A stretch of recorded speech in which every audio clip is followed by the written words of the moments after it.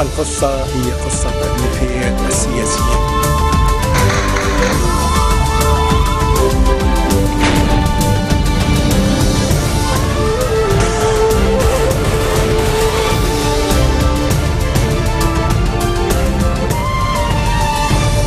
Bonjour à tous, merci de nous rejoindre sur Futur TV pour cette nouvelle édition de la rédaction. Voici les titres du journal. Plusieurs artères bloquées, des pneus brûlés, les familles des militaires otages de l'EI et du front Al-Nosra dénoncent la stagnation des efforts du gouvernement pour libérer leurs proches. Nouvelle série de frappes russes à Talbissé et Hama. David Cameron appelle à la Russie à changer de cap.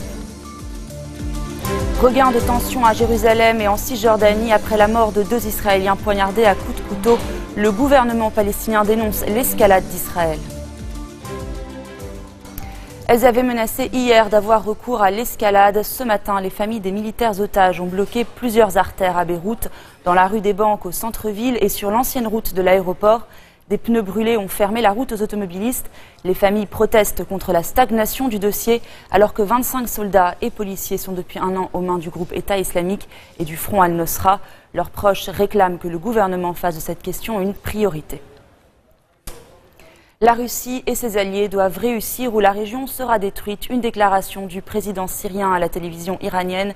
Elle intervient alors que plusieurs témoins font état de frappes russes dans la ville de Talbissé, une localité où sont implantées plusieurs factions de l'armée syrienne libre. Selon l'Observatoire syrien des droits de l'homme, des bombardements auraient aussi eu lieu dans la région de Hama, où se trouvent les djihadistes de l'État islamique. L'EI aurait également été visé dans son fief de Raqqa par Moscou. Moscou qui a annoncé avoir frappé ces dernières 24 heures 10 cibles du groupe État islamique, notamment dans la province d'Idleb. Idleb, où l'OSDH affirme que les djihadistes ne sont pas présents. Selon l'organisation, 6 civils, dont une femme et ses 4 filles, ont péri hier dans des raids aériens sur le secteur de Jabal al-Zawiya, dans cette même province. Réaction des pays occidentaux. David Cameron appelle la Russie à changer de cap en Syrie. Nous avons besoin d'un autre dirigeant qu'Assad, a martelé le Premier ministre britannique sur la BBC. Inacceptable, c'est en ces termes que le président turc décrit la campagne aérienne russe. Recep Tayyip Erdogan estime, je cite, que Moscou commet une grave erreur. Enfin, Angela Merkel, quant à elle, juge que toute solution en Syrie nécessite des efforts militaires et politiques. Et le CCND, le comité de coordination pour le changement national et démocratique, a annoncé l'arrestation de Mounzer Khadam. Ce membre de l'opposition tolérée avait critiqué jeudi sur sa page Facebook les frappes menées par la Russie. Les tensions sont extrêmement fortes à Jérusalem. Hier, 2 Israéliens ont été poignardés par un Palestinien. L'auteur a été abattu par les policiers, ce qui a déclenché un nouvel épisode de violence. Ce matin, un autre Palestinien de 19 ans s'en est pris à un passant israélien. Il a lui aussi été abattu. Le gouvernement palestinien dénonce l'escalade d'Israël. L'État hébreu, quant à lui, a décidé de fermer pour 2 jours la vieille ville aux Palestiniens. Cela n'était pas arrivé depuis des années. Le récit d'Ashren Verdian. Quelques instants à peine avant ces images, tournées par un passant, un jeune Palestinien s'en est pris à une famille juive au sein de la vieille ville de Jérusalem. 2 personnes ont été tuées, 2 autres blessées. Rapidement, les forces de l'ordre israéliennes arrivent sur place. L'homme est ensuite abattu. L'assaillant, originaire d'un village proche de Ramallah, était âgé de 19 ans. Le djihad islamique l'a présenté comme l'un de ses membres. Le drame, qualifié d'acte héroïque de résistance par le Hamas, a été vivement condamné par les autorités israéliennes. C'est une attaque sérieuse, barbare, meurtrière. C'est une attaque contre les gens innocents, le résultat d'une incitation claire.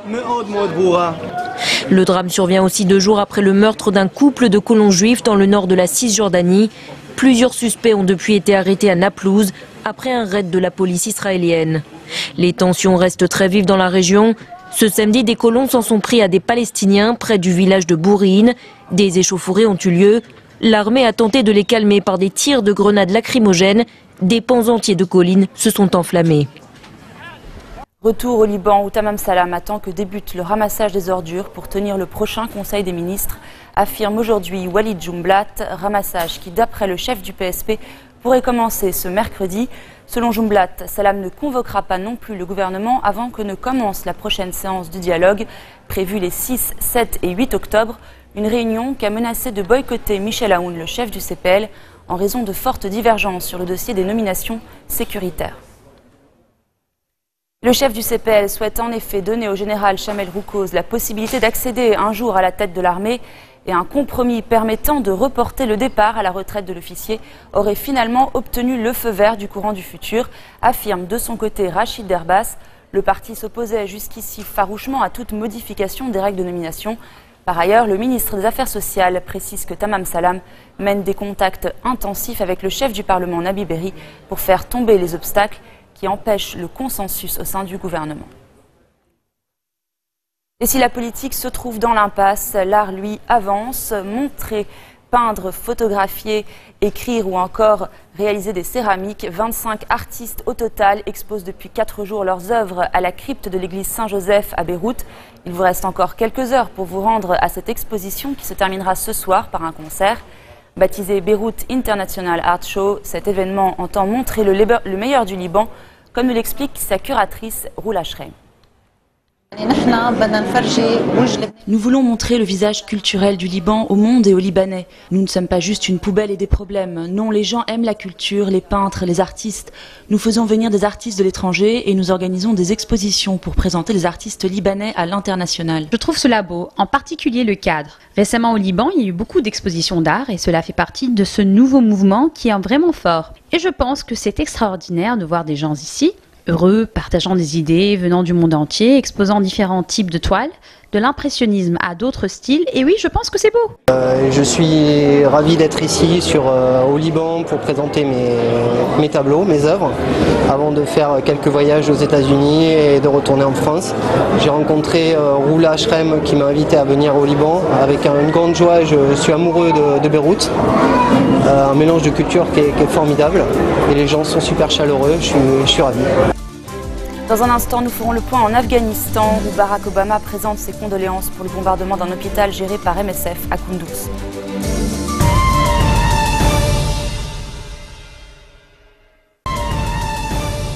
En Afghanistan, les États-Unis promettent une enquête exhaustive. Barack Obama a présenté hier ses condoléances pour le bombardement hier après-midi d'un hôpital géré par MSF à Kunduz. On dénombre 19 tués et 37 blessés. Si rien n'est encore confirmé, il est fort probable qu'un raid américain soit à l'origine de cette frappe. Un avion AC-130 aurait ciblé des combattants talibans réfugiés dans le centre de soins. Damien Coquet. Plusieurs heures après les bombardements, au lever du jour, le seul grand hôpital du nord de l'Afghanistan est toujours en flammes. Dans la nuit de vendredi à samedi, près de 200 personnes se trouvent à l'intérieur quand une série de frappes s'abat sur un des bâtiments. Un avion a fait 5 rotations et a mené des bombardements très précis à chaque fois contre le même bâtiment. Aucun autre édifice du complexe n'a été touché. Nous pensons donc que notre hôpital a été la cible de bombardements aériens avec du matériel de haute précision. 12 employés de Médecins sans frontières sont tués dans ces frappes, mais aussi de nombreux patients, dont des enfants. L'ONG demande la transparence la plus totale de la part des forces de la coalition. Selon le temps, les bombardements pourraient avoir été menés par l'aviation américaine qui procède à des raids dans la région. Elle aide l'armée afghane dans sa contre-offensive pour reprendre Kunduz aux talibans. La cible de ces raids peut être des combattants qui auraient trouvé refuge dans l'hôpital. Mais pour MSF, la coalition ne pouvait ignorer que le bâtiment abritait des civils. Bombarder une installation médicale est une violation grave de la Convention de Genève et du droit international humanitaire. Le fait d'affirmer qu'il aurait eu des suspects dans cet hôpital n'en fait pas une cible légitime. L'Organisation des Nations Unies dénonce des bombardements inexcusables et potentiellement criminels. Le haut-commissaire aux droits de l'homme affirme même qu'ils pourraient relever du crime de guerre s'ils étaient confirmés. Les États-Unis, de leur côté, promettent une enquête exhaustive. Et l'ONG Médecins sans frontières annonce qu'elle a évacué son personnel de la ville de Kunduz. Le bilan s'est encore alourdi au Guatemala. Au moins 73 personnes sont mortes dans ce que l'on considère déjà comme l'un des pires glissements de terrain de l'histoire du pays. 17 enfants figurent parmi les victimes. 350 individus sont encore portés disparus. Le drame s'est produit à Santa Catarina Pinula, non loin de la capitale. 2500 habitants ont été évacués. Le récit de Noémie Roche. Creusé, dans l'espoir de retrouver des survivants. Des centaines de personnes sont portées disparues. probablement ensevelis sous les décombres de leur maison. Les secouristes tentent de les localiser avec les moyens du bord. Nous venons de confirmer qu'il y a bien du son de ce côté du glissement de terrain. Nous allons maintenant vérifier un autre endroit pour voir si nous parvenons à détecter des sons. Du bruit, mais aucun survivant. Sous leur pelle, les secouristes n'ont découvert samedi que des corps sans vie. 3 jours après la catastrophe, le temps presse. Les autorités assurent faire leur maximum. Nous avons mobilisé tous les moyens dont nous disposons. Toutes les ressources du ministère de l'Intérieur et de la police ont été déployées pour faire face à ce tragique accident. Pompiers,